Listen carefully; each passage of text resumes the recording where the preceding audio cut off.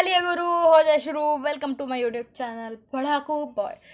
तो आज हम पढ़ने जा रहे हैं लिविंग साइंस क्लास 5th का चैप्टर 1, जिसका नाम है प्लांट्स द इंक्रीजिंग नंबर्स। तो इस वीडियो का हमने पार्ट 1 में आधा चैप्टर हम पढ़ चुके हैं। तो अगर आपको पार्ट 1 देखना है तो आप डिस्क्रिप्शन में एक लिंक दिया है, तो उससे आप देख सकते हैं। ठीक है, तो अब हम आधा चैप्टर जो हम पढ़ चुके हैं उसके बाद से पढ़ना स्टार्ट करते हैं। Onion and ginger are also ground underground stem from which new plants grown. मतलब जो ऑनियन और जिंजर है तो मतलब प्याज और अदरक।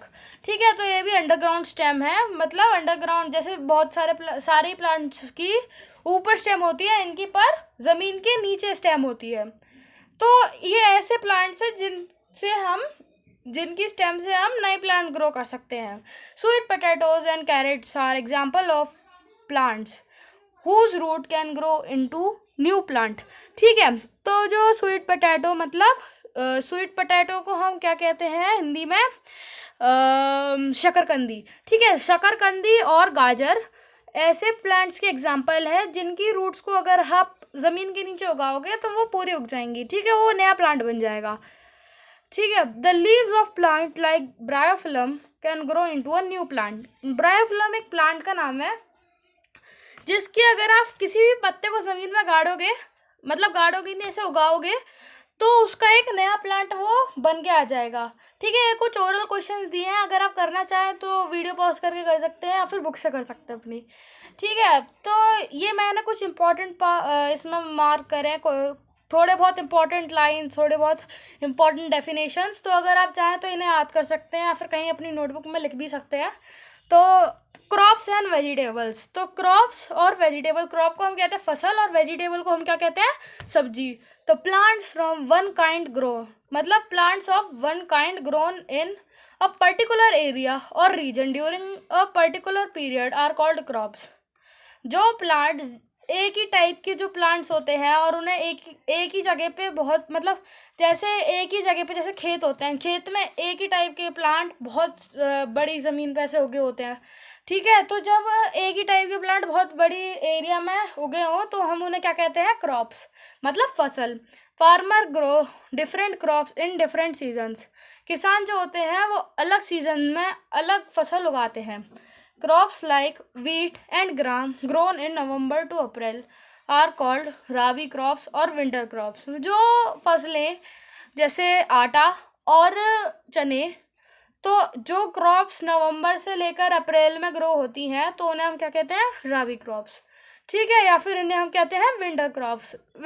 Crops grown from June to October are called kharif crops और मानसून क्रॉप्स। जो क्रॉप्स जून से लेकर अक्टूबर में ग्रो होती हैं उन्हें क्या हम कहते हैं, खारिफ क्रॉप्स कहते हैं या फिर मानसून क्रॉप्स। मतलब मानसून क्रॉप मतलब जो बारिश में होते हैं। तो rice, maize, jowar and bajra are kharif crops. सब जो राइस, चावल, भुट्टा, ज्वार, बाजरा, ये सब खारिफ क्रॉप्स होती हैं। ठीक है, मतलब ये मानसून सीजन में उगाई जाती है। ठीक है, तो vegetable like the cabbage, cauliflower, radish, beans and peas grown during winter. जो वेजिटेबल्स होती हैं, सब्जियां होती हैं, जैसे cabbage, cauliflower, radish, beans and peas, वो विंटर में मतलब सर्दियों में उगाई जाती हैं। Vegetable like brinjal, pumpkin and gourd. ठीक है, जो ऐसे वेजिटेबल्स होती हैं brinjal, pumpkin and gourd grown in summer. तो ये सब वेजिटेबल्स समर में उगती है, मतलब गर्मियों में उगती है। Different plants not only grow in different climate and season but also require different kind of soil. अब जो डिफरेंट प्लांट्स होते हैं उन्हें सिर्फ डिफरेंट क्लाइमेट और सीजन ही नहीं चाहिए होता, उन्हें डिफरेंट टाइप की सॉइल्स भी चाहिए होती हैं। If we know the condition that are suitable for the germination of seed we can grow better crops. अगर हमें पता हो कि क्रॉप्स की अच्छी जर्मिनेशन, अगर आप जर्मिनेशन का मीनिंग नहीं जानते तो पिछली वीडियो में मतलब पार्ट 1 में मैंने जर्मिनेशन का मतलब भी बताया था, तो आप वहाँ पे जाके देख सकते हैं, पूरा जर्मिनेशन के बारे में बताया था मैंने। ठीक है, तो अगर प्लांट्स के बारे में हम कि उनकी जर्मिनेशन ठीक कैसे होती है, मतलब एकदम सही कैसे होती है, अगर हम उनके बारे में जान लेंगे तो हम क्रॉप्स को अच्छे से, मतलब फसलों को अच्छी तरीके से उगा पाएंगे। Rice and jute grown in clay soil which holds plenty of water. जो राइस और जूट होता है तो इन्हें थोड़ा ज़्यादा पानी की ज़रूरत होती है, ठीक है। तो ये क्ले सॉइल में उगते हैं जो थोड़ी सी वाटर को होल्ड करने में थोड़ा हेल्प करती है, जैसे उसमें ज़्यादा टाइम तक वाटर रहता है बाकी सॉइल्स के मुकाबले। That is why more rice is grown around more rice is grown in and around West Bengal. मतलब इसलिए ही जो राइस होते हैं वो बहुत ज़्यादा उगते हैं वेस्ट बंगाल की साइड, क्योंकि वहाँ पे क्ले सॉइल ज़्यादा होती है। On the other hand wheat is grown in the sandy and irrigated soil of Punjab and Uttar Pradesh. अब देखो जो आटा होता है, आटे के लिए हमें सैंडी सॉइल चाहिए होती है, या फिर हमें इरिगेटेड सॉइल चाहिए, मतलब अच्छी फर्टाइल सॉइल चाहिए।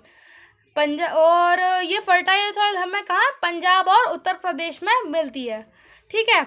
ज्वार and bajra are grown in sandy soil like that of Rajasthan. अब जो ज्वार और बाजरा होते हैं ये राजस्थान के साइड पे ज़्यादा खाए जाते हैं, आपको पता होगा शायद, ठीक है। तो ये राजस्थान के साइड पे इसलिए होते हैं क्योंकि ये ज्वार और बाजरा को उगने के लिए सैंडी सॉइल चाहिए जो राजस्थान में पाई जाती है।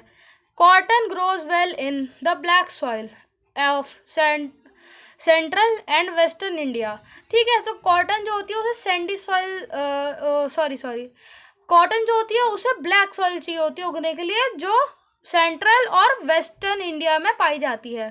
T plant need moist soil and grow on the slope of hilly areas like Assam and the Nilgiri and Darjeeling. मतलब जो टी प्लांट्स, मतलब जो चाय होती है, तो इन्हें थोड़ी मॉइस्ट सॉइल चाहिए होती है, ठीक है। तो इन्हें मॉइस्ट सॉइल चाहिए होती है। तो ये मॉइस्ट सॉइल कहाँ मिलती है, जो ऐसे हिली एरियाज होते हैं उधर मॉइस्ट सॉइल ज़्यादा पाई जाती है, जैसे असम हो गया, नीलगिरीज हो गया, या फिर दार्जिलिंग हो गया। Coconut trees grown in coastal area like Kerala and Goa. अब जो कोकोनट के ट्रीज होते हैं वो कोस्टल एरिया में उगते हैं, जैसे केरला और Goa. Maize grows well in the dry soil of the plains और हिल्स। जो मेज बोलते हैं, मतलब भुट्टा होता है, तो वो कहाँ उगता है, वो ड्राई सॉइल, जो सूखी हुई सॉइल होती है, या जो प्लेन्स और या फिर हिल्स में जो होती है सूखी हुई सॉइल, उसमें ज़्यादा अच्छे से उगता है भुट्टा, ठीक है। Onion and groundnut need well drained Sandy soil. अब अनियन और ग्राउंडनट जो होता है उन्हें वेल ड्रेन्ड, मतलब वेल ड्रेन्ड और उन्हें सैंडी सॉइल चाहिए होती है, ठीक है। एग्रीकल्चर क्या होता है, एग्रीकल्चर के बारे में बताएंगे ये लोग। Plants need to be grown on a large scale to feed the entire population of country. अब जो प्लांट्स होते हैं, जो क्रॉप्स होते हैं, फसलें होती हैं, उन्हें हम थोड़े ज़्यादा स्केल पे, मतलब थोड़ी ज़्यादा क्वांटिटी में उगाते हैं, क्योंकि उन्हें पूरी कंट्री की पॉपुलेशन को वो चाहिए होती है, तो थोड़ा ज़्यादा उगाते हैं हम लोग, ठीक है। The practice of growing plant on a large scale is called agriculture. अब एक ही टाइप के प्लांट को अगर आप लार्ज स्केल पे उगाओगे तो उन्हें आप कहते हैं क्या, agriculture. Manure is added to soil to increase production. अब जो मैन्योर होता है, एक जैसे गाय का गोबर जो होता है वो भी एक मैन्योर होता है, ठीक है। तो मैन्योर हम सॉइल में डालते हैं जिससे प्रोडक्शन इंक्रीज हो सॉइल की और अच्छी सॉइल हो गई, ठीक है। Fertiliser like urea, super phosphate, ammonium sulphate and nitrate are added to soil. ये कुछ केमिकल्स है जो सॉइल में डाल दिए जाते हैं, जिससे, मतलब इन्हें फर्टिलाइजर कहते हैं, तो ये सॉइल में डाले जाते हैं जिससे अच्छी प्रोडक्शन हो। However over use of chemical fertilisers can be harmful for the soil as well as the crops.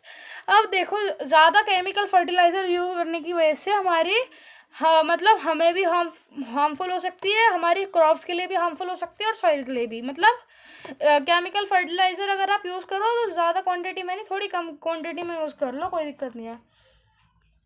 For a good and healthy crop we must. अब आपको अगर अच्छी और हेल्दी क्रॉप चाहिए तो हमें क्या क्या करना चाहिए।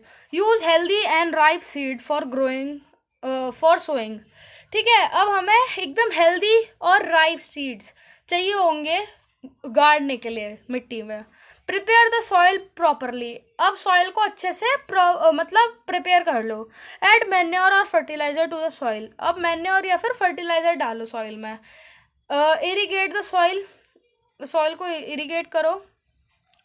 यूज इंसेक्टिसाइड्स एंड पेस्टिसाइड्स, ठीक है। अब इंसेक्टिसाइड्स और पेस्टिसाइड्स क्या होता है, वो ऐसे केमिकल होते हैं जिन्हें आप अगर स्प्रे कर दोगे तो कुछ इंसेक्ट्स होते हैं जो क्रॉप्स को खाते हैं, तो वो नहीं आएंगे, ठीक है। If spread properly they protect the crop from being destroyed by pests, ठीक है। पेस्ट हम इंसेक्ट्स को कहते हैं, जो छोटे छोटे इंसेक्ट्स होते हैं उन्हें हम पेस्ट भी कहते हैं। तो जिससे वो डिस्ट्रॉय ना कर पाए सॉइल को, तो इसलिए हम ये इंसेक्टिसाइड या फिर पेस्टिसाइड्स डालते हैं। However too much pesticides and insecticides can be harmful to our health, अब इंसेक्टिसाइड्स और पेस्टिसाइड्स अगर हम ज़्यादा क्वांटिटी में डालेंगे तो वो हमारी हेल्थ के लिए भी हार्मफुल रहेगा। Protection of crops and storage of seeds, अब प्रोटेक्शन ऑफ क्रॉप्स और स्टोरेज ऑफ सीड्स के बारे में पढ़ेंगे। We need to protect our crops against, हमें किस किस से हम अपनी क्रॉप्स को प्रोटेक्ट करते हैं हम, ठीक है। Grazing animals like cows and goats, ठीक है, हमें इनसे प्रोटेक्ट करना है क्रॉप्स को। अब जो ग्रेजिंग एनिमल्स होते हैं जैसे काउज और गोट्स, तो उनसे बचाना है। Pests such as locusts, grasshoppers and caterpillars and, ठीक है, तो इन सब से बचाना है हमें। कैटरपिलर्स, लोकस्ट, ग्रास ऑफर्स, तो इन सब से बचाना है। Disease bigger animals can be kept away properly fencing, अब जो बड़े एनिमल्स हैं, ठीक है, छोटे एनिमल्स के लिए तो मतलब पेस्ट के लिए हम तो ऐसे इंसेक्टिसाइड पेस्टिसाइड डाल देते हैं, पर बड़ों के लिए क्या करें, तो हम फेंसिंग कर देते हैं। फेंसिंग ये होता है कि एक दीवार बन जाती है, मतलब एक ऐसे वो बन जाती है बाउंड्रीज, जिससे बड़े एनिमल जा नहीं सकते उसके, मतलब उधर की साइड जा नहीं सकते बड़े एनिमल्स। तो अगर आप अच्छे से फेंसिंग कर दोगे तो वो मतलब कोई उसके अंदर बड़े एनिमल जा ही नहीं पाएंगे और आपकी क्रॉप भी प्रोटेक्टेड रहेगी, ठीक है। After harvesting grains need to be protected against moisture, अब जो ग्रेन्स होते हैं उन्हें मॉइस्चर से प्रोटेक्ट करना होता है, ठीक है। They have to keep safe from rats, moles, birds, अब हमें उन्हें सेव करना पड़ता है चूहों से, बर्ड से, ठीक है। अब स्क्वायरल्स एंड इंसेक्ट से भी, ठीक है। तो हमें अगर हम कहीं रखें तो ऐसी सेफ जगह पे रखें जिससे ये सब चीज़ों से बच जाएं। So they must be stored in airtight sealed containers, तो हमें इन्हें कहाँ स्टोर करना चाहिए, एकदम जो एयर टाइट सील्ड कंटेनर्स होते हैं, जिससे मतलब एकदम उसके अंदर ना कुछ जा सकता ना कुछ बाहर आ सकता, तो ऐसे अगर हम कंटेनर्स में उन्हें स्टोर करेंगे तो उनके अंदर कुछ नहीं जा पाएगा।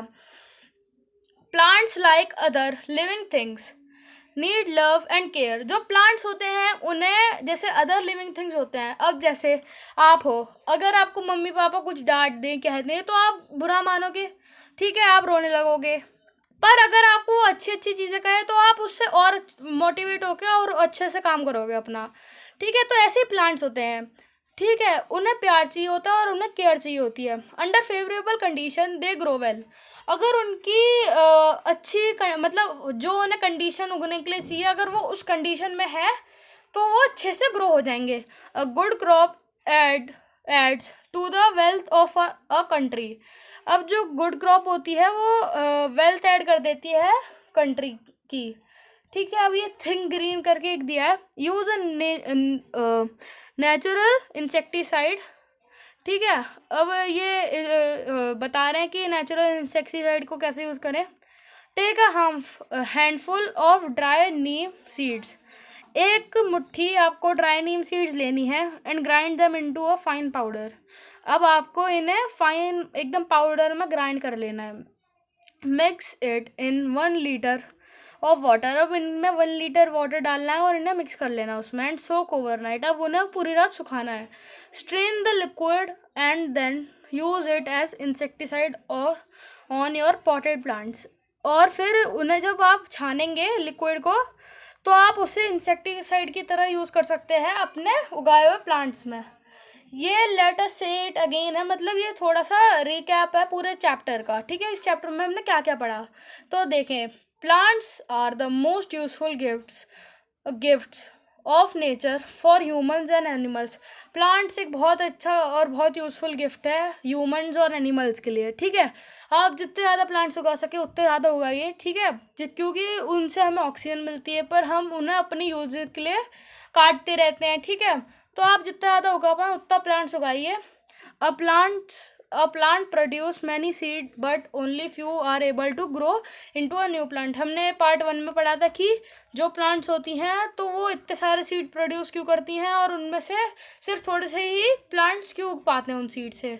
अ seed has a seed coat, seed leave and a baby plant inside, ठीक है। अब सीड के अंदर क्या होता है, सीड कोट होता है, ऊपर की लेयर सीड लीफ होता है और बेबी प्लांट होता है। हमने पिछली में एक्टिविटी भी देखी थी, पिछले पार्ट में हमने वीडियो इसकी एक्टिविटी भी देखी थी कि कैसे सीड कोट होता है, क्या होता है, हाँ, और आप कैसे देख सकते हो सीड कोट को और ये सीड लीफ को, बेबी प्लांट को।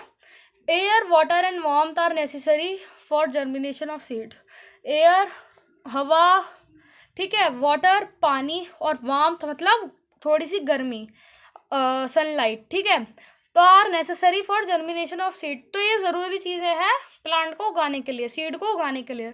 The development of a seed into a seedling is called germination. जब एक सीड की मतलब सीड एक ट्रांसफॉर्म हो जाता है सीडलिंग में, तो उसे हम क्या कहते हैं, germination.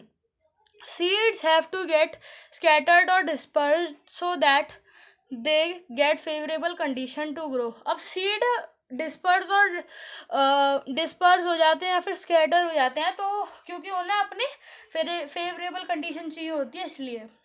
Seeds are dispersed by wind, water, animals and by the explosion of fruits. तो सीड्स इससे भी डिस्पर्स होता है, इससे wind, water, animals and by the explosion of fruits. तो चलिए अब तक के लिए बाय बाय। अगर आपको ये वीडियो अच्छी लगी हो तो प्लीज़ लाइक करिए, सब्सक्राइब करिए, ठीक है। और अगर आपको ऐसी वीडियोस और चाहिए, जैसे अभी तो हमने सिर्फ 5th की वीडियो डालना स्टार्ट करा है मैंने, पर आगे आगे जाते जाते मैं 6th 7th 8th 9th की भी डालूंगा। तो अगर आपको वो सब वीडियोस देखनी है तो प्लीज़ आप चैनल को सब्सक्राइब कर लीजिए। चलिए अब तक के लिए बाय बाय। अब कल मिलेंगे एक नई वीडियो के साथ। चलिए बाय।